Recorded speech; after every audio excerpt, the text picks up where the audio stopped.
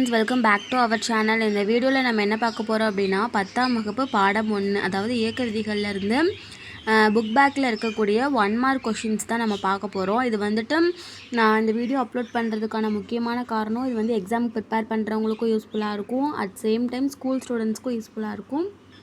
வாங்க ஃப்ரெண்ட்ஸ், இப்போ வீடியோக்குள்ளே போகலாம். ஃபஸ்ட்டு பாருங்கள், கீழ்கண்டவற்றுள் நிலைமம் எதனை சார்ந்தது அப்படின்னு கேட்டிருக்காங்க. ஆப்ஷன் வந்துட்டு இ, பொருளின் நிறை. அடுத்தது பாருங்கள், இது வந்து நம்ம சரியான விடை பார்த்துட்ருக்கோம். நான் ஆப்ஷன்ஸ் படிக்கலை, ஏன்னா வந்துட்டு ஆப்ஷன்ஸ் படித்தா சில பேர்த்துக்கு பிடிக்க மாட்டேங்குது, அதனால நான் படிக்கிறது இல்லை. ஆன்சர் மட்டும் சொல்கிறேன், நீங்கள் நோட் பண்ணிக்கோங்க. அடுத்த கேள்வி பாருங்கள், கணத்தாக்கு கீழ்கண்டவற்றுள் எதற்கு சமமானதுன்னு கேட்டிருக்காங்க. ஆப்ஷன் வந்துட்டு இ, உந்த மாற்றம். அடுத்த கேள்வி பாருங்கள் ஃப்ரெண்ட்ஸ், தேர்ட் கொஸ்டின், கீழ்கண்டவற்றுள் நியூட்டனின் 3ஆம் விதி எங்கு பயன்படுகிறதுன்னு கேட்டிருக்காங்க. ஆப்ஷன் ஆ மற்றும் ஆ, அதாவது ஓய்வு நிலையில் உள்ள பொருளில், இயக்க நிலையில் உள்ள பொருளில். இது ரெண்டுலேயுமே நியூட்டனோட தேர்ட் லா வந்துட்டு யூஸ் ஆகும். அடுத்தது பாருங்கள், உந்த மதிப்பை ஒய் அச்சிலும் காலத்தினை எக்ஸ் அச்சிலும் கொண்டு ஒரு வரைபடம் வரையப்படுகிறது. இவ்வரைபட சாய்வின் மதிப்பு என்னன்னு கேட்டிருக்கிறாங்க. ஆப்ஷன் இ, விசை. இதுதான் வந்துட்டு சரியான விடை. அடுத்த கேள்வி பாருங்கள், விசையின் சுழற்சி விளைவு கீழ்காணும் எந்த விளையாட்டில் பயன்படுகிறது அப்படின்னு கேட்டிருக்காங்க.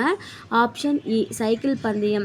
அடுத்தது, புவியீர்ப்பு முடுக்கம் ஜியின் அலகு ms இன்வர்ஸ் 2 ஆகும். இதன் கீழ்கான் அலகுகளில் எதற்கு சமமாகும் கேட்டிருக்காங்க.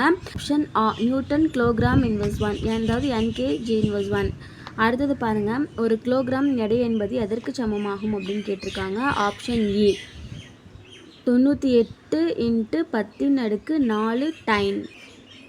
புவியில் m நிறை கொண்ட பொருள் ஒன்று புவியின் ஆரத்தில் பாதி அளவு ஆரம் கொண்ட கோள் ஒன்றிற்கு எடுத்து செல்லப்படுகிறது. அங்கு அதன் நிறை மதிப்பு என்னன்னு கேட்டிருக்காங்க. ஆப்ஷன் இ, அதாவது m. அடுத்தது பாருங்கள், நிறை மதிப்பு மாறாமல் புவியானது தனது ஆரத்தில் 50% சுருங்கினால் புவியின் பொருட்களின் எடையானது 300% அதிகரிக்கும். அடுத்த கேள்வி பாருங்கள், ராக்கெட் ஏவுதலில் டேஸ் விதிகள் பயன்படுத்தப்படுகிறதுன்னு கேட்டிருக்காங்க. ஆப்ஷன் இ, அதாவது ஆ மற்றும் இ. என்னென்னா, நியூட்டனின் 3ஆம் விதி, நேர்கோட்டு உந்தமாறா கோட்பாடு. அடுத்தது பாருங்கள், கோடிட்ட இடம். கோடிட்ட இடத்துல பாருங்கள், ஃபஸ்ட்டு கேள்வி, இடப்பெயர்ச்சி நிகழ்வதற்கு டேஸ் தேவை. விசை தேவை. நகர்ந்து கொண்டு உள்ள ஊர்தியில் திடீர் தடை ஏற்பட்டால் பயணியர் முன்னோக்கி சாகின்றனர். இந்நிலைவு இயக்கத்தின் நிலைமம் மூலம் விளக்கப்படுகிறது அப்படிங்கிறாங்க. கேள்வி பாருங்கள் ஃப்ரெண்ட்ஸ், மரபு ரீதியாக வலஞ்சொலி திருப்புத்திறன் எதிர்குறியிலும் இடஞ்சொலி திருப்புத்திறன் நேர்குறியிலும் குறிக்கப்படுகிறது அப்படிங்கிறாங்க. அடுத்தது, மகிழுந்தின் சக்கரத்தின் சுழற்சி வேகத்தினை மாற்ற பற்சக்கரம் பயன்படுத்தப்படுகிறது அப்படிங்கிறாங்க.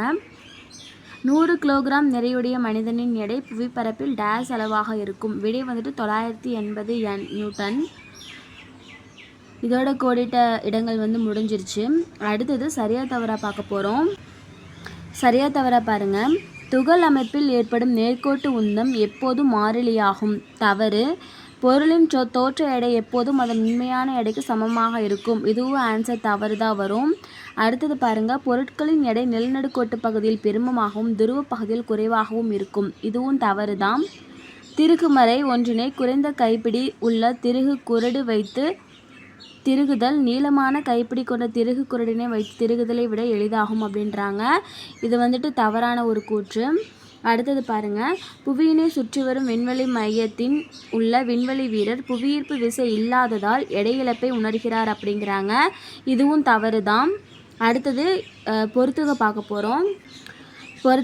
பொறுத்துக பாருங்கள் ஃப்ரெண்ட்ஸ், நியூட்டனின் முதல் விதி என்ன அப்படின்னா பொருட்களின் சமநிலை. 2ஆம் விதி வந்துட்டு விசையின் விதி. 3ஆம் விதி பறவை பறத்தலில் பயன்படுத்தப்படுகிறது. 4வது என்னென்னா நேர்கோட்டு உந்த அழிவின்மை விதி. இது வந்துட்டு ராக்கெட் ஏவுதலில் பயன்படுத்தப்படுகிறது. இந்த வீடியோ அவ்வளோதான் ஃப்ரெண்ட்ஸ். உங்களுக்கு வேறு எந்த லெசனில் உங்களுக்கு என்ன விடை வேணும் அப்படின்னாலும் எனக்கு கமெண்ட் செக்ஷனில் கமெண்ட் பண்ணுங்கள். கண்டிப்பாக நான் உங்களுக்கு வீடியோ போடுறேன். தேங்க்ஸ் ஃப்ரெண்ட்ஸ், தேங்க்ஸ் ஃபார் வாட்சிங்.